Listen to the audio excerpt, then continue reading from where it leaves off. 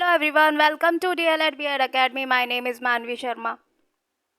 तो बच्चों, जैसा कि लास्ट की क्लास में हम लोगों ने टाइप्स ऑफ स्पेशल चिल्ड्रन पढ़ा था, आज हम इनकी एजुकेशनल नीड्स पढ़ेंगे. हम जानेंगे कि जो विशिष्ट बच्चे होते हैं उनकी क्या क्या शैक्षिक आवश्यकताएं हैं. तो चलिए क्लास को शुरू करते हैं. क्लास को शुरू करने से पहले मैं आप लोगों को एक बात बता दूं. हमारा एक चैनल है, टेलीग्राम चैनल, जिसका नाम है DLED B.Ed Academy. वहाँ पर आपको सभी सब्जेक्ट्स के नोट्स प्रोवाइड किए जाते हैं, चाहे वो B.Ed के हों चाहे DLED के हों. तो आप लोग नोट्स के लिए हमें वहाँ पर ज्वाइन कर सकते हैं. तो चलिए क्लास को शुरू करते हैं. पहला हम जानेंगे बच्चों education for visually impaired children, यानी कि जो बच्चे देखने में अक्षम हैं, जो दृष्टिबाधित बच्चे हैं, उनकी शिक्षा कैसी होनी चाहिए. तो पहला है curriculum for blind children should be different from the normal curriculum, यानी कि जो सामान्य बालक होते हैं उनका जो करिकुलम होता है उनसे भिन्न होना चाहिए दृष्टिबाधित बालकों का पाठ्यक्रम. पहली बात तो ये कि जो पाठ्यक्रम होता है वो जो सामान्य बच्चे होते हैं उनसे भिन्न होना चाहिए इनका, दृष्टिबाधित बच्चों का. और दूसरा, daily task and useful skill training should be arranged for them to make them self dependent. और उनको सेल्फ डिपेंडेंट यानी कि दृष्टिबाधित बच्चों को सेल्फ डिपेंडेंट बनाने के लिए उनको डेली टास्क दिए जाने चाहिए जो कि ज़रूरी हों, और उनको ज़रूरी कौशल प्रशिक्षण दिया जाना चाहिए. तीसरा है the Braille teaching method should be used for them as it is very effective. और उनको ब्रेल शिक्षण विधि से पढ़ाना चाहिए. जो ब्रेल लिपि होती है जो कि लुई ब्रेल द्वारा प्रतिपादित की गई थी, वो इस्तेमाल की जानी चाहिए इन बच्चों को पढ़ाने के लिए, क्योंकि ये बहुत प्रभावी शिक्षण है उनके लिए.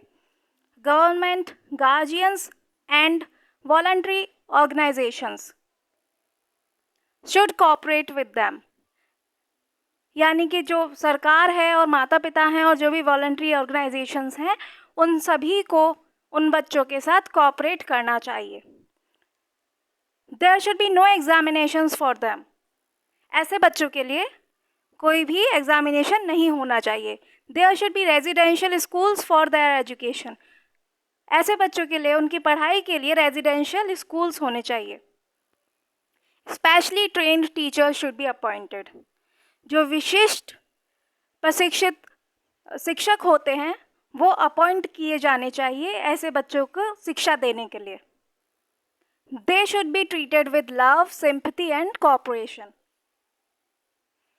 ऐसे बच्चों के साथ प्यार से, सिंपैथी से और कोऑपरेशन के साथ उनको ट्रीट करना चाहिए.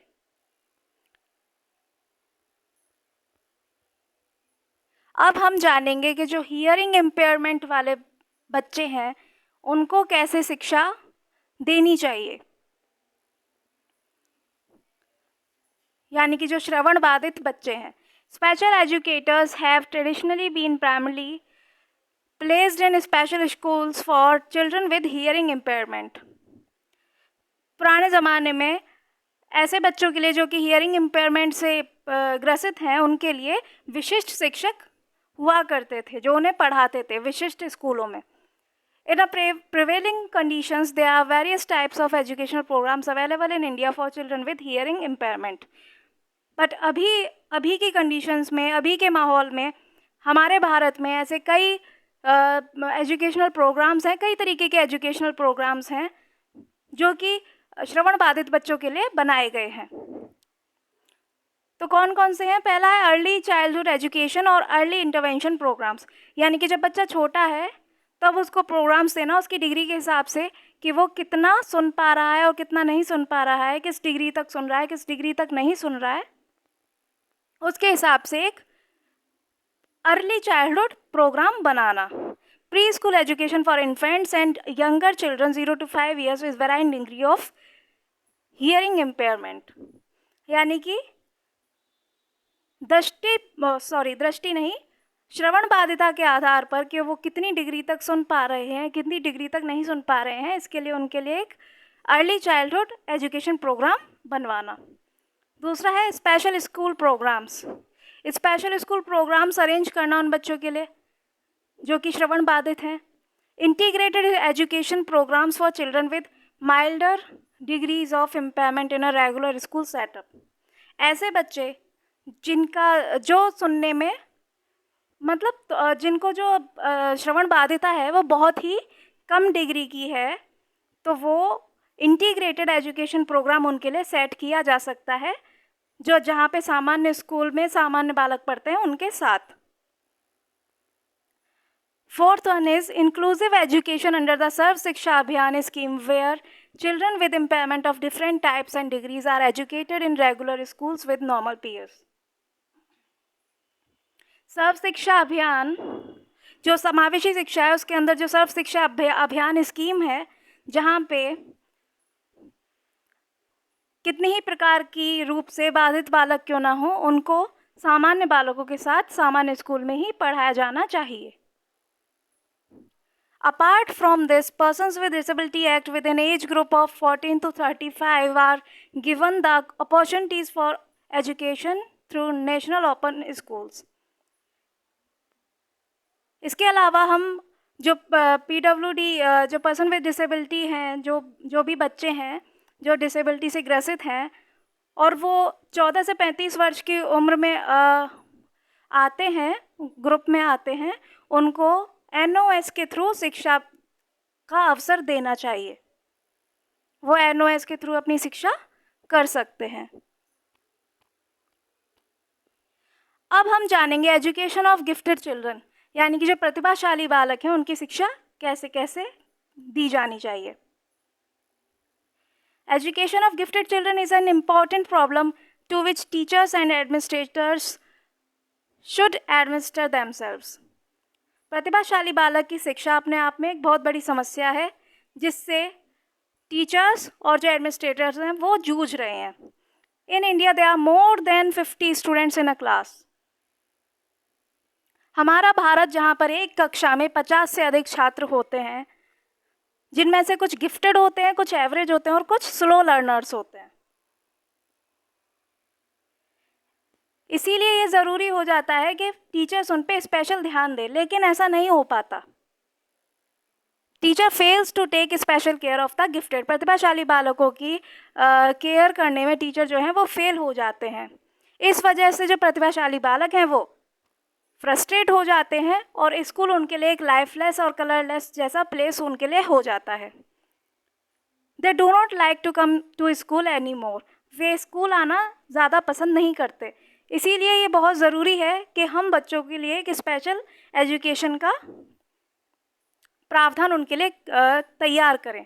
तो पहला है supportive and challenging learning environment. ऐसे बच्चों को सपोर्टिव और चैलेंजिंग लर्निंग इन्वायरमेंट चाहिए होता है। जो प्रतिभाशाली बालक हैं उनको हमें सपोर्टिव और चैलेंजिंग लर्निंग इन्वायरमेंट देना चाहिए। उनको ऐसे अवसर प्रदान करने चाहिए जो सपोर्टिव हों और साथ ही साथ चैलेंजिंग भी हों, ताकि वो अपनी स्ट्रेंथ्स को और अपने इंटरेस्ट को और ज़्यादा एक्टिव कर सकें।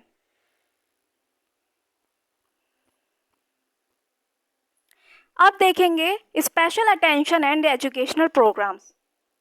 ऐसे बच्चों को, प्रतिभाशाली बालकों को उनके फुल पोटेंशियल तक वो पहुंच सकें, ऐसा करने के लिए ऐसे बालकों के लिए उनको स्पेशल अटेंशन मिलनी चाहिए और उनके लिए अलग अलग तरह के एजुकेशनल प्रोग्राम्स हमें प्रोवाइड करने चाहिए। These may include life enrichment and accelerated programs that can sharpen children's skills in productive thinking, planning, decision making and communication. और ये प्रोग्राम्स जो हैं वो ऐसे होने चाहिए जिससे वो बच्चा अपना जो है कौशल बढ़ा सके। किस में बढ़ा सके? प्रोडक्टिव थिंकिंग में, प्लानिंग में और डिसीजन मेकिंग में और कम्युनिकेशन में अपना स्किल जो है वो बेहतर कर सके, तेज़ कर सके। तीसरा है इफेक्टिव टीचिंग मेथड्स।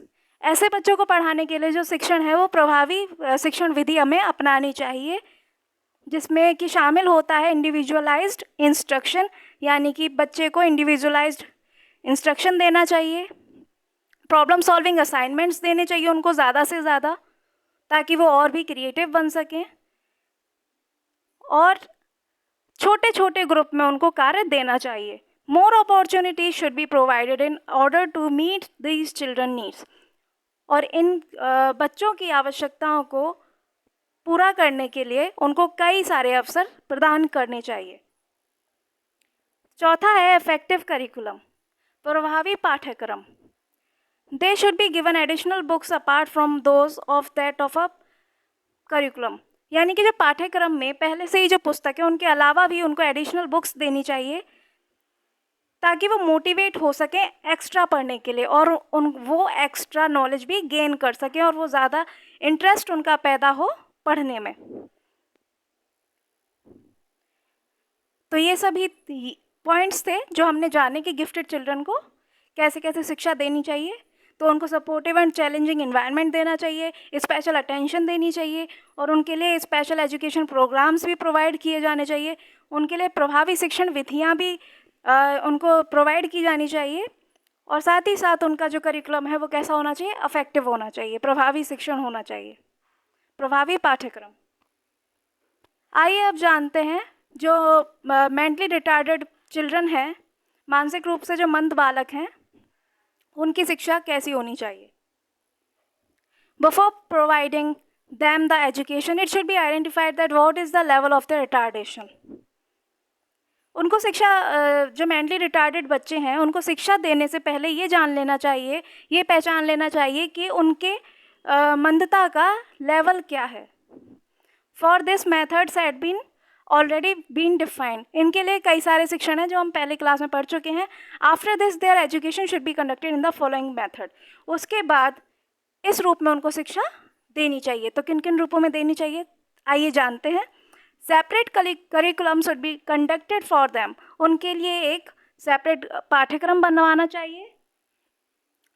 को curricular activity should be included in the curriculum, पाठ्यक्रम में को करिकुलर एक्टिविटीज़ भी होनी चाहिए। Vocational education should be provided to them so that they can become self dependent, उनको व्यावसायिक शिक्षा भी देनी चाहिए ताकि वो आत्मनिर्भर बन सके। Audio visual aids should be used for teaching purpose, AV aids जो होते हैं, ऑडियो विजुअल दृश्य श्रव्य सामग्री जो होती है वो भी शिक्षण के लिए इस्तेमाल की जानी चाहिए।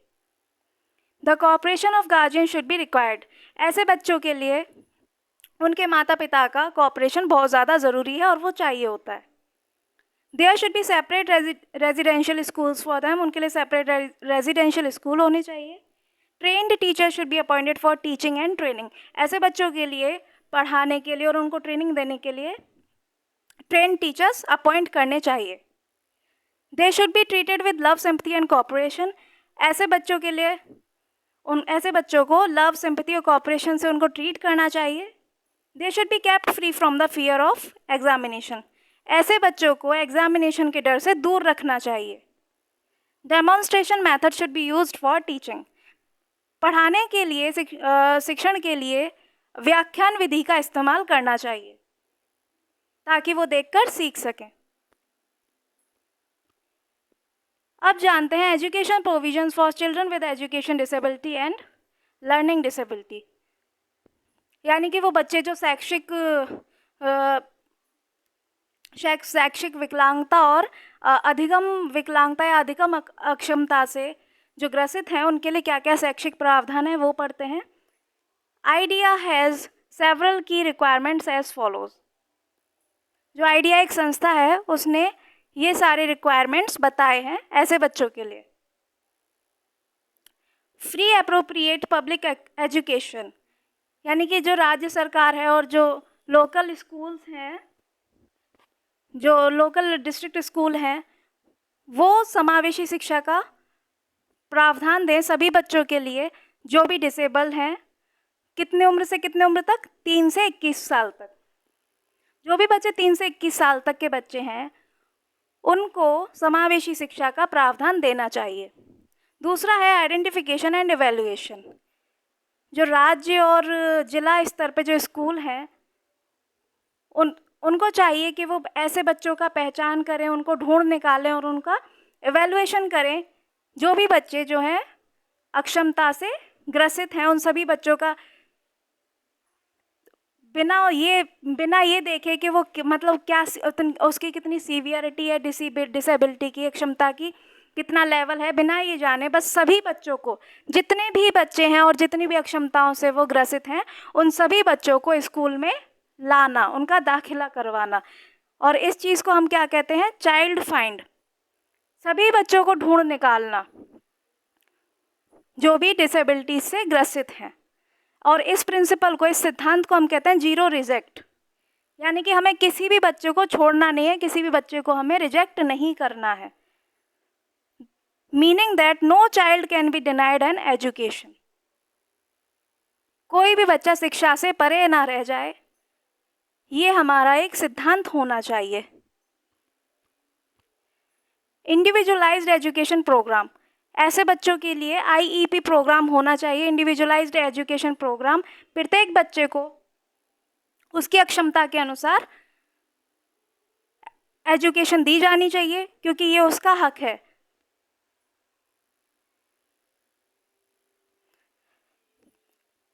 इसके बाद लीस्ट रेस्ट्रिक्टिव एनवायरनमेंट, ऐसे बच्चों के लिए जो किसी भी अक्षमता से ग्रसित हैं, उनको पढ़ाते समय लीस्ट रेस्ट्रिक्टिव एनवायरनमेंट देना चाहिए। मतलब उन पे ज़्यादा रोक टोक नहीं करनी चाहिए। जितनी कोशिश हो सके उन्हें वो करने दो जो वो कर रहे हैं। Let them do whatever they are doing and don't restrict them. This is the principle of this point, that don't restrict them, give them least restrictive environment. Fifth है ड्यू प्रोसेस सेफगार्ड। उनके लिए उनके safety point of view से बहुत सारे कदम उठाने चाहिए। Like उनके मतलब कंप्लेन के लिए, रिक्वेस्ट करने के लिए एक प्रोसेस होना चाहिए, और उनके सुनने के लिए भी एक ड्यू प्रोसेस होना चाहिए। अगर कोई दिक्कत है तो वो अगर किसी से कुछ कहते हैं तो उनकी सुनवाई होनी चाहिए। और right to appeal to a federal district court, और उनको ये भी राइट होना चाहिए कि वो फेडरल डिस्ट्रिक्ट कोर्ट में अपील कर सके अगर ऐसा कोई है जिससे उन्हें वो दिक्कत हो रही है या कोई उन्हें परेशान कर रहा है।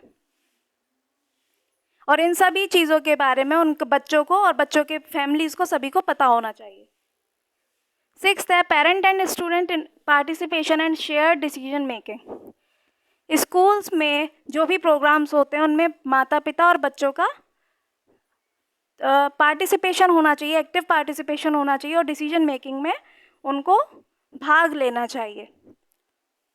The school must collaborate with parents and student with disabilities in the design and implementation of special education services. यानी कि कोई भी विशिष्ट शिक्षा सेवा अगर हो रही, उसका इम्प्लीमेंटेशन हो रहा है, वो डिज़ाइन हो रही है, तो उसमें माता पिता और बच्चे का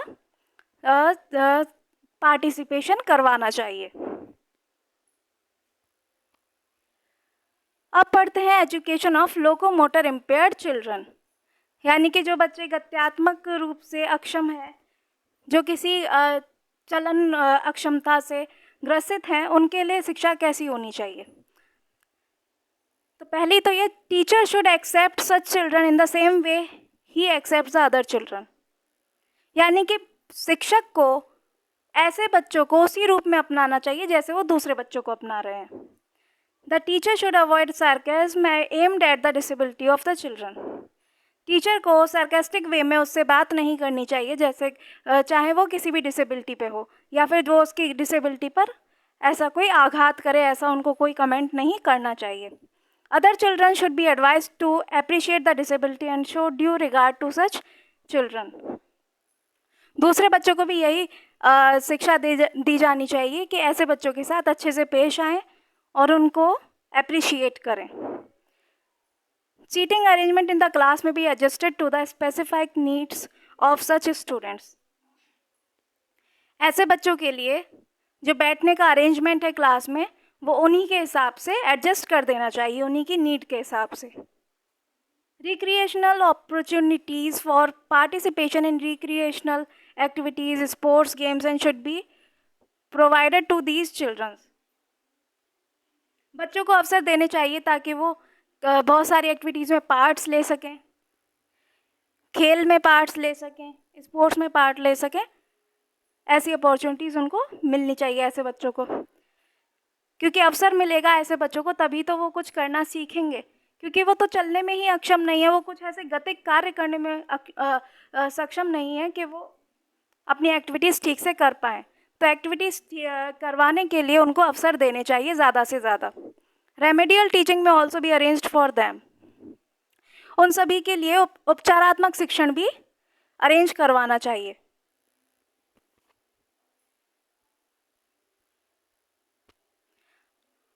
अब हमारी सरकार ने कुछ नेशनल हेल्थ प्रोग्राम बनवाए हैं लोकोमोटर इम्पेयरमेंट को रोकने के लिए, तो वो पढ़ते हैं। The government of India has taken several measures toward locomotor disability prevention, यानी कि भारत की सरकार ने कई कदम उठाए हैं गत्यात्मक अक्षमता को रोकने के लिए।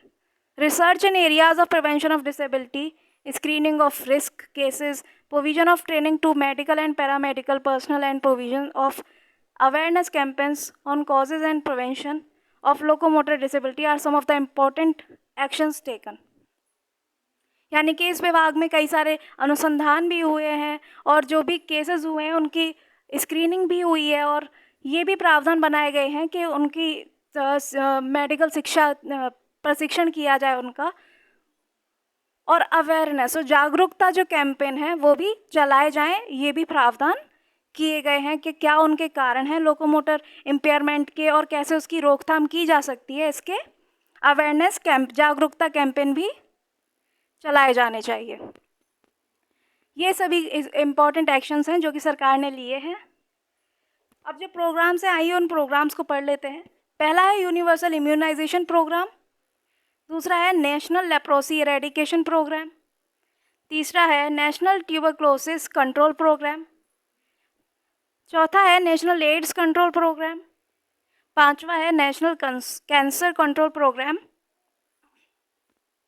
और लास्ट है हमारा child survival and safe motherhood programme. अब हम जानते हैं जो मल्टीपल डिसेबिलिटी से बच्चा ग्रसित रहते हैं उनकी शिक्षा या उनका कैसे हमें मदद करनी चाहिए बेहतर जीवन के लिए। निम्नलिखित रणनीतियाँ बहुविकलांग व्यक्तियों के लिए बेहतर जीवन सुनिश्चित करने में मदद कर सकती हैं। कौन कौन सी हैं? माता पिता, शैक्षिक विशेषज्ञों और चिकित्सा विशेषज्ञों की एक अनुशासनात्मक टीम को एक साथ काम करना चाहिए ताकि एक से अधिक विकलांग छात्र को दी जाने वाली आवश्यक सेवाओं की योजना और समन्वय किया जा सके। यदि आवश्यक हो तो व्यावसायिक चिकित्सक, भाषा चिकित्सक आदि जैसे पेशेवरों को भी शामिल किया जाना चाहिए भाई, क्योंकि मल्टीपल डिसेबिलिटी है तो हो सकता है बच्चा बोलने में भी अक्षम ना हो, सुनने में भी ना हो, तो ऐसा भी होना चाहिए कि जो व्यावसायिक चिकित्सक है और जो भाषा चिकित्सक है उनको भी शामिल किया जा सकता है। तीसरा है स्कूल और घर को आसानी से सुलभ बनाया जाना चाहिए। एक मित्र प्रणाली बनाई जानी चाहिए। माता पिता को अपने बच्चे के सभी विकलांग स्थितियों के बारे में सीखना चाहिए।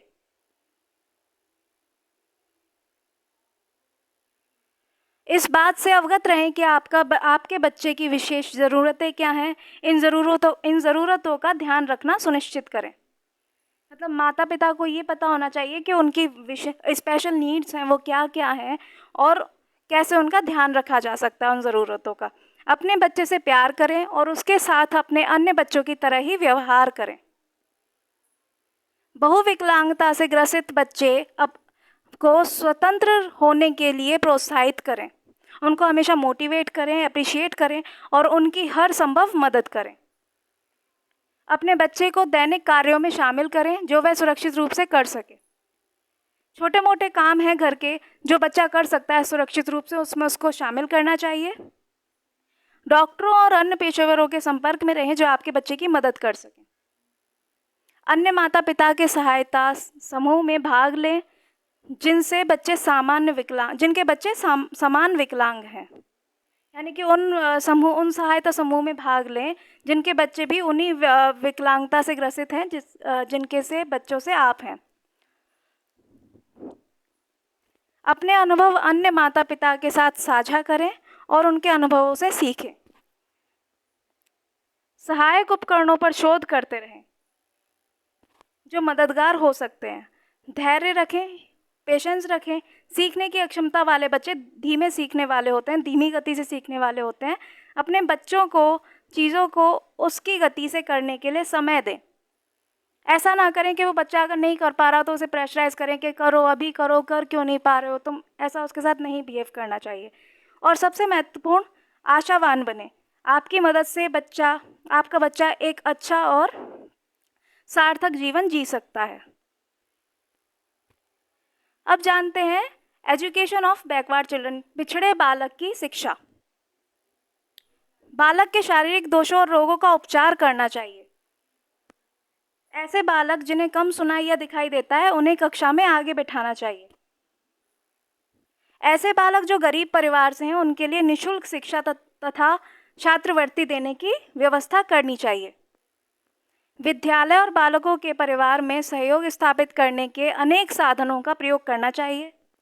ऐसे बालकों के लिए विशेष पाठ्यक्रम सरल एवं बालक की रुचि के अनुसार का निर्माण होना चाहिए। यानी कि पाठ्यक्रम बच्चों ऐसा होना चाहिए जो कि सरल हो और बालक की रुचि के अनुसार हो।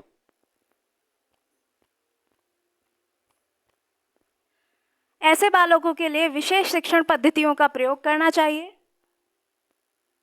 बालक के व्यक्तिगत भिन्नता पर ध्यान रखकर शिक्षा देनी चाहिए। ऐसे बालकों के लिए योग्य शिक्षकों की नियुक्ति होनी चाहिए। अब पढ़ते हैं जो स्लो लर्नर्स होते हैं, मंद गति वाले जो लर्नर्स होते हैं, उनके लिए शैक्षिक कार्यक्रम कैसे कैसे होने चाहिए। पहला है प्रेरणा। शिक्षक को शिक्षण के समय उत्प्रेरकों का प्रयोग करना चाहिए, मोटिवेटर्स का। मंद अधिगमकर्ता को सदैव शिक्षक द्वारा उसमें आत्मविश्वास पैदा करने के लिए प्रोत्साहित करना चाहिए। तो सबसे पहले तो एक टीचर को स्लो लर्नर के अंदर मोटिवेशन लाना होता है, उनको आत्मविश्वास उनके अंदर पैदा करके और उनको मोटिवेट करना चाहिए, उनको अप्रिशिएट करना चाहिए। व्यक्तिगत ध्यान देना, इंडिविजुअल अटेंशन। ऐसे बच्चों को, टीचर्स को इंडिविजुअल अटेंशन देनी चाहिए, ताकि उसे ऐसे छात्रों के प्रति सहानुभूति रखनी चाहिए। जो ऐसे बच्चे हैं, स्लो लर्नर्स हैं, ऐसे बच्चों के प्रति टीचर को सहानुभूति रखनी चाहिए।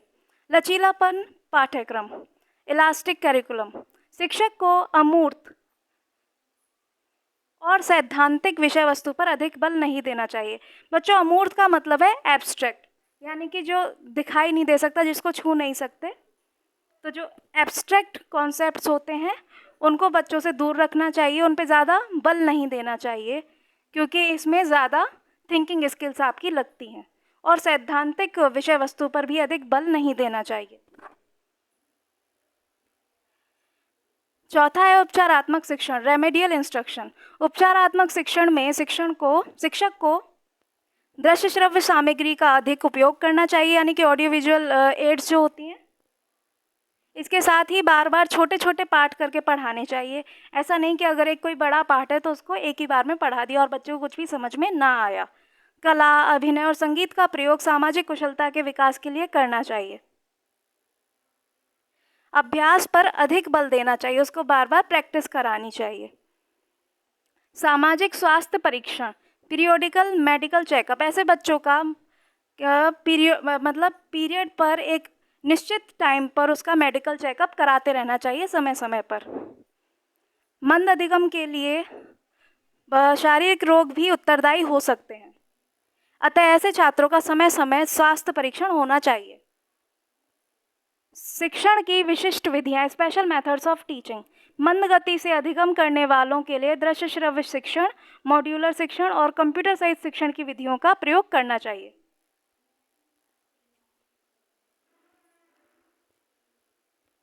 तो बच्चों, आज की क्लास में हमने सीखा कि जितने भी डिसेबल्ड चाइल्ड हैं, स्पेशल चाइल्ड हैं, उनकी शिक्षा कैसे कैसे उन्हें देनी चाहिए। तो आप लोगों को क्लास कैसी लगी कमेंट्स में ज़रूर लिख के बताइएगा, और क्लास को लाइक, शेयर, सब्सक्राइब ज़रूर कीजिएगा। Thanks for watching.